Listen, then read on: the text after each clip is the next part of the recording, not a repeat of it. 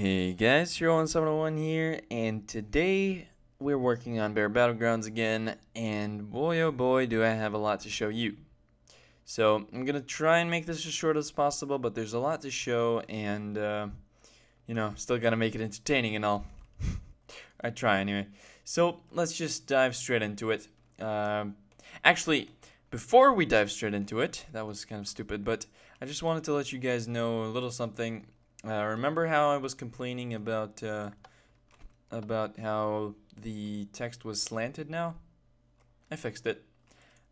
Pretty simple. I don't know why I didn't realize I could do this before. But yeah, you just add a little format resetter that's inbuilt. It's been inbuilt into Minecraft for a very long time. With this symbol and then an R that resets any sort of font configuration, like the color, the bold, italic, whatever. Resets it, and yeah, it's just what I did here, and I had to do that for commands that give you it, and it's also an integral part of the item's name now, and so I had to do it in all of these command blocks which have the names of the items. But it's fine, it's not too big of a deal. MC edit for the win. Anyway, yeah, and I did it for all of them, so now no more slanted text, it's all nice and linear. And I could also probably add colors to these. I might actually do that, add a color for each of the weapons like I did in the tutorial section, but I don't know. For now, I'm just going to leave it like this. So let's see. First of all, another little bug change, by the way, or bug fix. The splash potions for a few snapshots up until now. I don't exactly remember how long it's been like this, but for a while now, splash potions always had the blue water texture, and now they have the normal texture, so that's a little bit nicer. And one last thing that I want to point out is that Wither Skulls, because of the new rendering engine, I'm just going to quickly teleport one, or summon one right over here. Because of the new rendering engine, which sort of renders only what you can see and completely unrenders everything else, Wither Skulls, every so often, you just saw it right there, they kind of flash for no apparent reason, and you can see them, and that's kind of annoying. I find that very annoying. If you teleport them around, they do it even worse.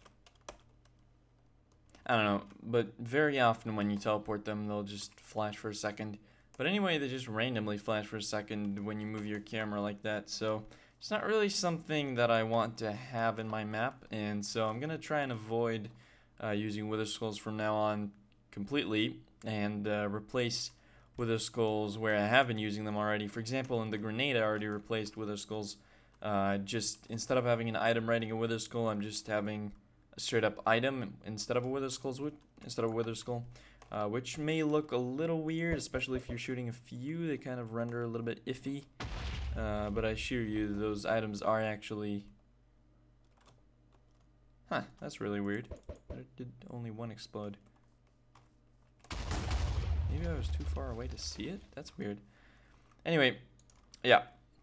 So that's just another little pointer there with the Wither Skulls. We have two new weapons. One is already implemented, one isn't quite implemented yet, and we're going to do that probably next episode. Yeah, so now we can actually dive into it and talk a little bit more about the main first thing that I want to talk about in this episode.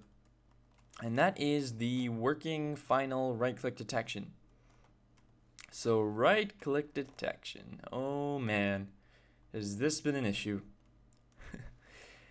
You guys remember in the previous episode, I had a very similar version to this, but it was working very bad. Like something like 1 out of 7 or 8 times that you right-click would actually register, and the reason for that was because two things actually. The first reason is because I didn't quite realize this. Well, I realized it, but I didn't quite know how to fix it too well.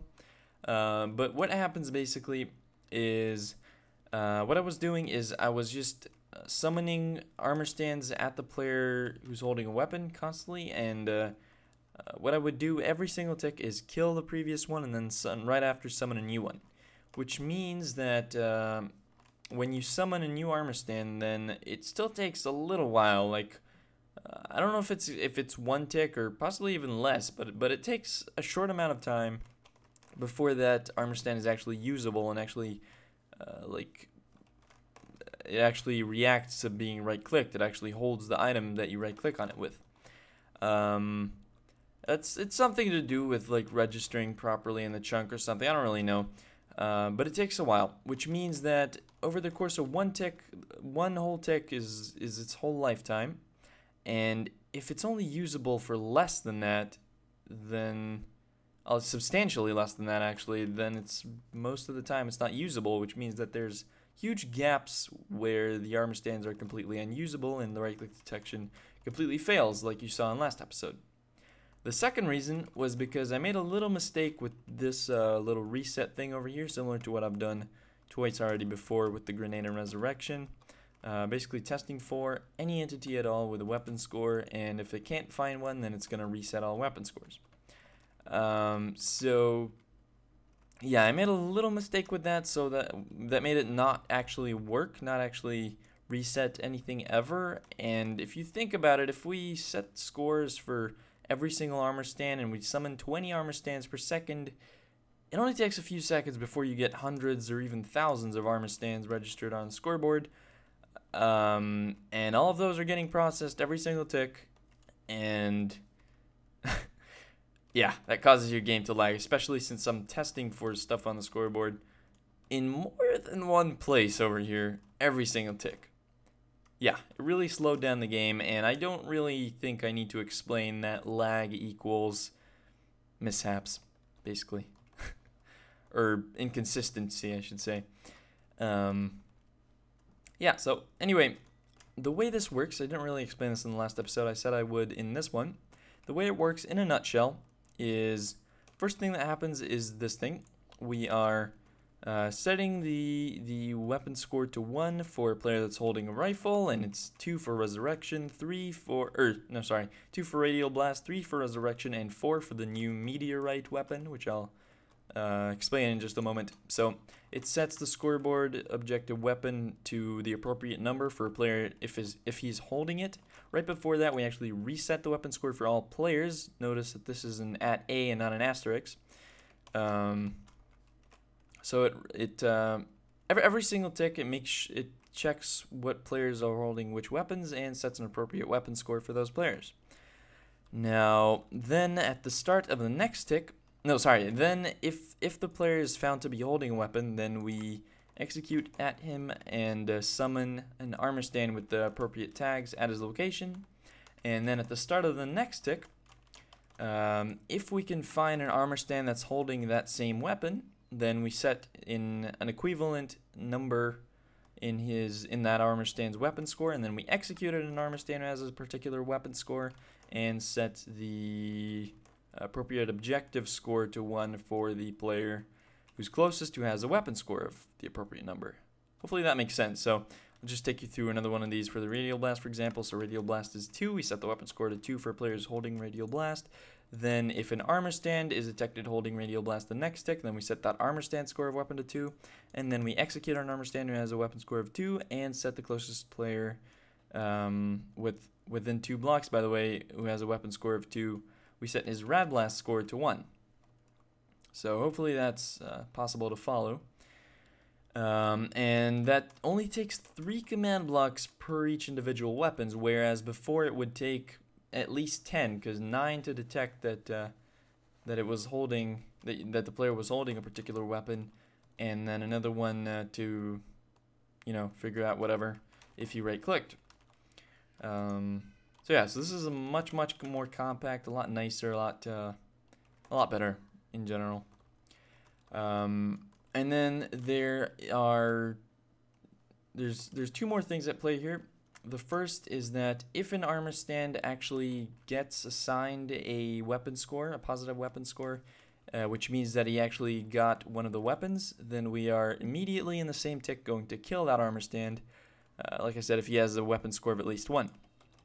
Now, at the same time, every single tick, we are removing one from the weapon score of any armor stand, which gives him a negative score. It defaults to 0, by the way, if you don't set anything else from it. So in the first tick, it's going to be -1, and the second tick of its life, it's going to be -2, and in the third tick, it's going to be -3, and generally speaking, so on. But in -3, we kill the armor stand. So that means that any armor stand that I summon is only going to sort of live, quote-unquote live, for 3 ticks.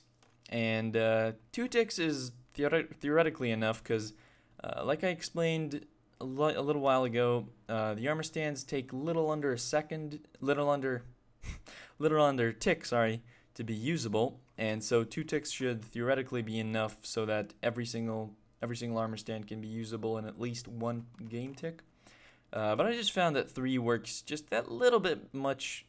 Wow, I can't talk this fast. I found that it works just that little bit better, that it's worth it to actually leave them just a little bit longer. And I think that's pretty much all of it. So that is the right-click detection in a nutshell, and now let's get a little demonstration going. So we got some rifles, we got Radial Blast, and I'll show you Meteorite in just a moment when I actually start explaining about it, but it works every single time I'm right-clicking. And if I hold down right-click, you can hear and see that it's consistent. Awesome. So, you'll also notice that if I'm sprinting, sprint jumping, even sprint jumping diagonally, which is like the worst case scenario, it still works every single time.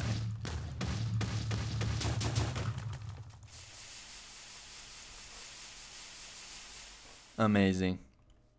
I also forgot to mention another little detail, is that I kind of fully implemented, if you will, the Molotov cocktail.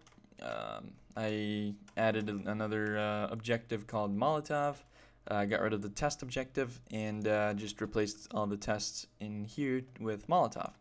But otherwise it works same as I showed in the last episode. I also removed these command blocks that are to do with the death thing. I'll just show you those real quick, just so you know how they work.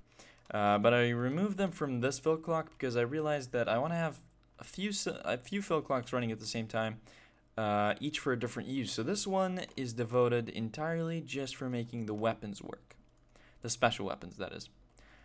And once I'm done with this, which I'm fairly close to doing, actually, I'll talk about a little bit more about that in a sec. But once I'm done with this, I'm happy, and I'm done with all the special weapons. And then I'm basically gonna compress it down as far as I can. Like, you know, there's a lot of empty spaces here, so I'm gonna move command blocks, keeping the order in which they get triggered, but just moving them down and compressing it a little bit more. I left the layout as it is right now, just so that I can, you know, better access the command blocks, and sort of like if I'm working on the rifle, then I know that the rifle is gonna be like here-ish, right? Yeah, this is to do with the rifle. If I'm working on Radial Blast, then I know that Radial Blast is, I want to say here. Yeah, there we go. If I'm working on Molotov, that's here. If I'm working on the grenade, that's right here. If I'm working on whatever, you know, it's kind of easier to do it this way. But eventually it's going to be compressed, and it's going to be the most compact that it can be. I've also already did that a little bit. Like, I've only just moved stuff to get rid of error blocks that were in between, sort of like this, but this is something new that I just added. So yeah, so the new weapon. Let's talk about the new weapon, the Meteorite. So first of all, let's see a demonstration of it. I right-click, and I get teleported 30 blocks up into the air, and I'm just standing here. I'm not flying, and I can't move, and I can't jump at all, and I just have a fireball in front of me, and I'll tell you that this fireball has an explosion power of 5, and you guessed it, it's just straight up that. That was a little weird. Why was I in the ground? I don't know. Anyway, yeah, there you go. So that is the Meteorite, and excuse me. It's actually a little bit more complicated to set up than what I would have thought, and what I initially thought, actually. So when we activate the usage of the Meteorite, we get a Meteor score of 1, objective called Meteor. And there's a few things that happen here across several ticks. So first and foremost, what you need to know is that any player has a Meteor score of at least 1. So any player who's using a Meteor is constantly getting 1 point added to his Meteor score every single tick. So that's just something to bear in mind. So the number in the Meteor score for each player is correspondent to the number of ticks that have passed since he initially started using the weapon. Sort of. So first things first here, we give an effect resistance 5 for 1 second with hide particles to any player who has a Meteor score of exactly 1. So on the first tick, we get a resistance 5 for 1 second, we get invisibility for an unlimited amount of time, and we also get slowness 127, so the player can't move for also an unlimited amount of time. And yeah, that's a separate thing. So that's the first tick. By the way, I'll go back and explain why I'm doing all these things in just a moment, because this is going to seem a little bit weird at first. So then in the third tick, we give jump boost 128 for an unlimited amount of time. And this basically prevents players from jumping. Jump boost 128, players can't jump at all. Then in the third tick, we also teleport players 30 blocks up from their location, and we set a 5x5x5 area of barrier blocks around the players. I'll explain this in a moment. In the next tick, in the fourth tick, we fill that same 5x5x5 area with air again, and we set the block beneath the player to barrier. That's all in the fourth tick, and I think also in the fourth tick, also in the fourth tick, we execute at the player. We have 4 command blocks here, and according to his rotation, with like I said, like quadriants, I guess, is that the word? I don't know, quad something, 90 degrees basically. So if I'm looking at anywhere in these 90 degrees, then the fireball is going to be 1.5 blocks offset in this direction. If I'm looking anywhere in these 90 degrees, it's going to be offset 1.5 blocks in this direction. You can see my point here. So that's what's happening here, and we do that 4 times for the 4 different directions. And like I said before, I believe the explosion power is 5, which is what I've tested out to be, I don't know, good, not too powerful. It works. Now, here's where it gets a little bit different. Like I said, we're constantly adding 1 to the Meteor score of any player who's using the Meteor. But we're executing at a player who has a Meteor score of 6 right after that. And if we can find a fireball within 2 blocks, then we are going to remove 1 from the Meteor score of the closest player. So basically, we're checking to see if there's a fireball nearby a player with a Meteor score of 6, and if there is, we remove 1 from his score. So your score is going to stay at 5 so long as the fireball is still next to you. This is basically what this means. So 4 means that it would still be summoning fireballs, so we need it to be 1 above that so it doesn't actually do that.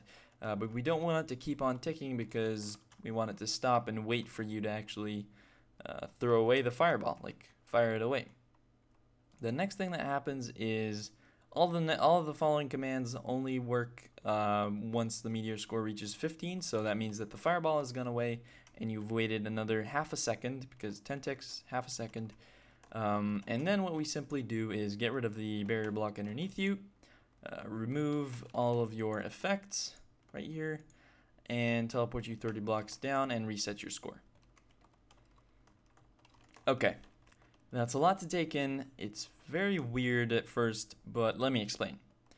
What I want to happen is have a player get teleported 30 blocks up in the air, be completely invisible. All I want other players to see is the fireball itself and nothing else. And I want him to be up there and just, hit the fireball and then give him a little bit of time to recoup, like half a second should be good enough, and then teleport him all the way back down and, completely reset everything. Obviously, we don't want just random barrier blocks up in the air. So, first of all, I'm actually going to skip the resistance thing for a second. So in the first tick, we give the player invisibility and slowness. Then we wait 2 ticks for the player to stop moving because of the slowness. And then after 2 ticks, we will then give him jump boost so he can't jump either. We will teleport him up, and then we'll set a 5x5x5 area of barriers around him. Now the reason I'm doing this is because I want to completely stop all of the player's movement. If he's jumping, if he was jumping right before this happened, if he was, I don't know, if you still have a little bit of leftover movement, like leftover motion from when he was sprint jumping, if he was sprint jumping, you know, I want to take care of the worst case scenario here. And I want to completely stop the player's movement. So that I can basically contain him with only one barrier block underneath him. So where was it? Right here. So that's what I do here. And a 3x3x3 should theoretically be enough, it seems like it should be enough. But if the player's on the border of a block when he gets teleported up, and he's also happens to be sprint jumping or whatever, you know, worst case scenario, 3x3x3 doesn't work every time, so 5x5x5 should definitely work every time. Now the reason I give the player resistance for 1 second, resistance 5 blocks off all damage, completely 100% damage blocking. This is so that you don't take any suffocation damage from being in the barriers for 1 tick. And then the next tick, we're getting rid of all those barriers, so we give the player just 1 tick to slow down all his motion, and then we get rid of it and just set 1 barrier block underneath him. And again, he has the slowness and the jump boost, which prevent him from moving and jumping, and he's also invisible, and obviously barrier blocks are invisible. I don't need to explain that. Then we just summon the fireball relative to where the player is looking at, and that's it. Then the reset is pretty self-explanatory, I think. We just, you know, get rid of the barrier block, teleport him back, or get rid of all of his effects, teleport him back down, and reset his score. Whew, that was a lot to take in, a lot to explain. So let's just watch that happening one more time. I'm actually going to be sprint jumping this time. So, boom, we are right here, and I can't see the hitbox of the barrier block underneath me because of the hitbox of the fireball, but there's a barrier underneath me, and now I'm gonna tap the WASD key so you can hear them. Can't move. I also shouldn't be able to jump, but that sometimes fails because of, I think it's some interference with the not on ground stuff. But anyway, I should normally not be able to jump, and I'm gonna try and fix this. But basically, now I'm stuck here on this 1 barrier block, and I can fire this away. There's the barrier, you saw it there for a split second. That fires off and everything is reset. There shouldn't be a barrier block there anymore. And I guess let's just go ahead and test this out. Wow, that was not very evenly spread there. So let's just go ahead and aim it at this creeper. I guess all 3 of them are gonna die. Even that one took damage. So yeah, this is sort of an area of effect weapon. It's very powerful, but then again, it does waste time, and it is sort of difficult to aim this because you can't really see through it too well. I don't know. I think it's not too powerful. Oop, completely missed the creeper that time. That's the thing. I can't really see through this thing. There we go. Got him that time. So yeah, that's the meteorite, and now I guess we could. As tradition has been up until now, we could... Molotov cocktail doesn't actually work for mobs, I don't think. Oh, well, that's fine. Yeah, we could just do the same thing we've always done at the end of the episode. Go into adventure mode. Oop, that's not it. Game mode A. And, enjoy our amazing new right-click detect. Wow, I actually hit every single time that time. Nice. Enjoy your new right-click detection. I doubt if that's gonna even hit anyone. Okay, killed that one guy. That's probably not gonna hit. Yeah, anyway, Radial Blast. Let's check this out. I love Radial Blast. 2 hits to kill a creeper. Might be able to kill this guy with 1 hit. There we go, because he's already taking damage from the grenade. And boom. Come on, man. Too far. Yes, okay. I have to admit, still my favorite weapon by far is the rifle. I mean, it's pretty obvious. This is... How amazing is this? I love it. Anyway, so the icicles, that's the newest weapon. It's not actually implemented yet, like I said. I'm going to talk a little bit more about that and, you know, sort of summarize this whole special weapon area over here. Not area, really. This whole process of making the special weapons. Summarize it up and explain everything. And talk a little bit more about this and what it does and how it works, and probably build it too, either before or during next episode. But until then, I think this is going to be it for today, so I hope you guys enjoyed. I will see you all next time. Until then, take care. Bye-bye.